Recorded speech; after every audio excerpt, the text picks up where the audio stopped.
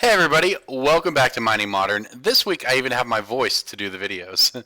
If you were watching last week, I was getting over being sick, had lost my voice, so you had some very raspy Mining Modern videos. But we're back at full strength this week, and we have a deck I think is worth being excited about. So this is Black Red Eldrazi.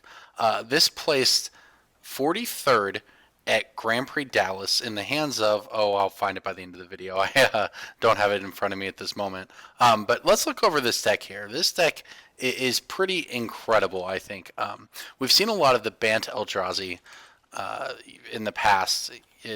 With some Banadorks and a lot of the Thought Non-Reality Smasher core, this takes a completely different tack on the archetype. So we're black-red. So 1 second, let me find this. All right, Cody Lingelbach. Congrats to him taking 43rd place at Grand Prix Dallas with black-red Eldrazi. So this is really a nice brew. You know, when Eldrazi first hit Modern, there was the weird Heartless Summonings, and there were a bunch of processing, and it was all about processing with Wasteland Strangler and with Drowner of Hope, I think. Not Drowner, because that's the new one. One of the other process cards that made a bunch of Scions. This sort of takes the best of that, combines it with the best of the Bant Eldrazi deck, and this is what we have. So, our core here is the Wasteland Stranglers, Thought-Knot Seers, Reality Smashers. That's the core of any Eldrazi deck in Modern. This one does not have, notably, Eldrazi Displacer, which is hugely important with Drowner and Thought-Knot Seer, and Wasteland Strangler as well. But what we do have is a very, very good black-red shell around it that makes this deck very well positioned against creature decks in particular. We have Lightning Bolts, Dreadboard, Terminate, Slaughter Pact as our removal options. Ratchet Bomb as well, great permanent removal. We have Inquisition of Cause, I like to mess with their hand. Of course, we have our Relics, both to set up the processing our Wasteland Stranglers, but also because it's just very good right now. In a Field of Dredge, Relic Prodigious is not bad to have in your main deck. You know, it's not the best Dredge hate card, but when you're using it in main deck to fuel your Wasteland Stranglers, that's very powerful. We have a Talisman in here to ramp us. It's sort of a 5th Eldrazi Temple to ramp us to that turn 3 Thought-Knots here. So we have Thought-Knots here, of course, being insanely powerful. Same with Reality Smasher. Wasteland Strangler, by the way, is also great in the creature mirrors. But then we also round out with Kalidas, which is just an incredibly powerful card on its own. Shores up a lot of matchups just by itself. 4 toughness is huge. The abilities are all very important. Another Dredge hate card in the main deck. Hangerback Walker lets you grind out games a little bit.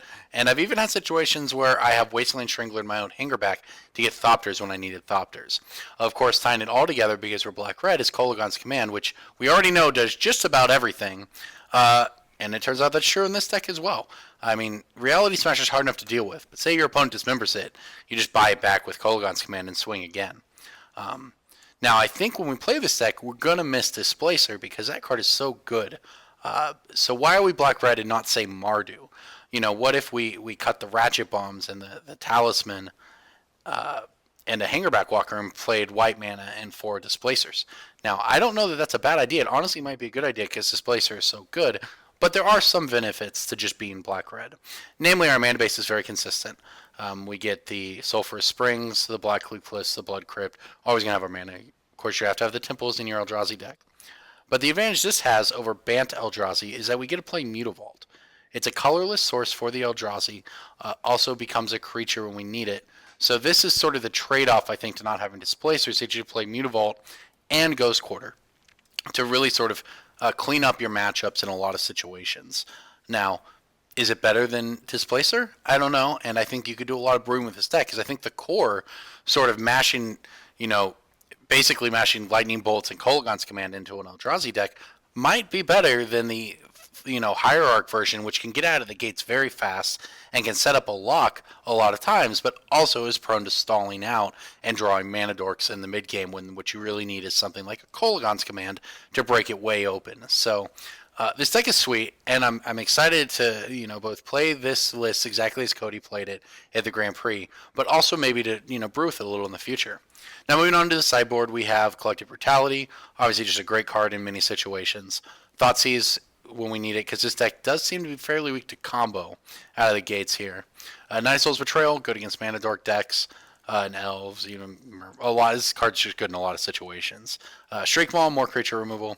Magma Spray is a nice one. It's a great Kitchen Finks answer among other things, but it also exiles it, so it can become a sort of another way to fuel your Wasteland Stranglers. Anger of the Gods, obviously great. Shatterstorm's, the affinity hate he ran with. We have another Ratchet Bomb, another Reality Smasher when we want that. Slaughter Games for combo, Inbringer for the grindy mirrors, because this card is just insane when you get it off, and a Crumble to Dust for Tron. So sort of hitting everything we can here. Now it's possible. Now one of the ideas I have, and like I said, I think this deck could do a lot more in the long term with a lot of tinkering, but I think the shell is so good.